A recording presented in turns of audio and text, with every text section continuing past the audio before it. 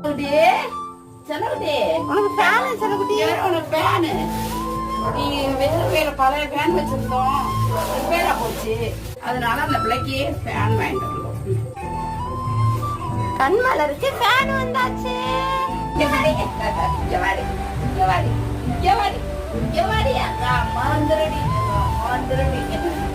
கண்மலர் ரெண்டு பேரும் காத்து சூப்பர் காத்தா வந்து சூப்பர் காத்துடி. நம்மளை இப்படி இருக்குன்னு நினைச்சு கூட பார்க்கணும். பார்த்துக்கா, உனக்கு தான் ஃபேனு, உனக்கு தான் ஃபேனு. கண்மலருக்கு அழகான ஃபேனு. கண்மலர் பெட்ரூம் பார்த்தீங்களா?